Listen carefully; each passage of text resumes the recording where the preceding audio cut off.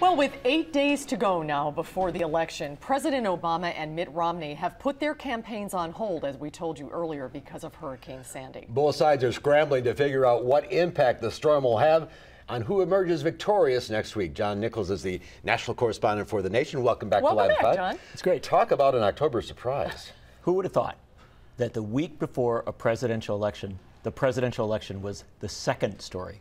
Right. I mean, that is incredible. And who would have thought in the battleground state of Wisconsin, which we're now generally thought of as the #2 after Ohio State, that you have to win, that all of our political events would be canceled? Well, has an election ever been postponed or moved because of a weather event? It's a great question. You know, when the country was started, we never set an official election date. And they used to hold elections from September to December. Back in the 1820s. They finally in the 1850s decided in the U.S. Code to say, well, let's do it the first Tuesday after the first Monday in November. But that's not in the Constitution. It is totally acceptable, and it has happened where judges have said, look, a disaster has occurred. We've got to move the election. The most recent classic example was New York City on 9/11. They were having a mayoral primary that day. Judges just said, close the polls. We'll vote again in a week. And in fact, many people believe that that delay changed the result of the election, that somebody who had not been expected to win ended up winning. But this would be a state-by-state basis. Yeah, it would be. It would not be that they'd cancel in Wisconsin. But because of the so close though, election. right. Oh, yeah. So what is this? What are the implications here? Oh, they are huge. The President of the United States, in a very, very close election, suddenly gets a week, or the better part of a week, where he gets to be Commander-in-Chief.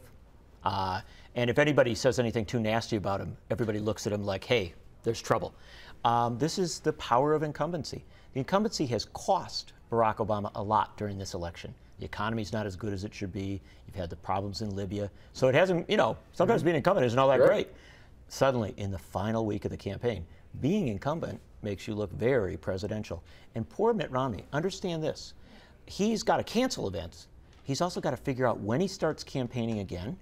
And he's got to come in gently. Comes in too hard, too critical. Again, he's seen as off message, off kilter. This is tough, tough politics. It's an opportunity for the president as long as everything goes well. Yes, and but it's a risk too, isn't it? Absolutely.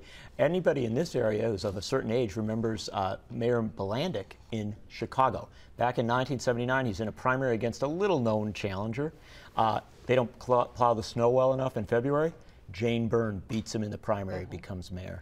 And I was saying to somebody this afternoon, right now it looks very, very good for President Obama because he's got the platform, he's got the podium. But if this storm hits in 3 or 4 days from now, people are without power, they're angry, they're disappointed, they're wondering when a response will come. That could, all this power of the incumbency could suddenly become a burden. And Romney's been on record opposing FEMA.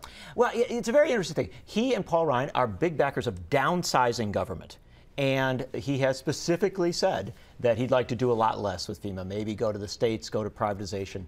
Again, that's a tough thing because suddenly I think an awfully lot of Americans are going to be reminded of just how much they want a great big federal government that is able to cross jurisdictional lines. Because remember, hurricanes don't stop at a city line or a state line. They just keep going. And so the notion of a strong federal government becomes, I think, for a lot of people more attractive. I think for now our thoughts and prayers are with the people under that storm at this point. And I think both Barack Obama and Mitt Romney passionately want everybody to come through this okay. I think we all do. John, thanks. Thanks, John. Good to Thank you. see you.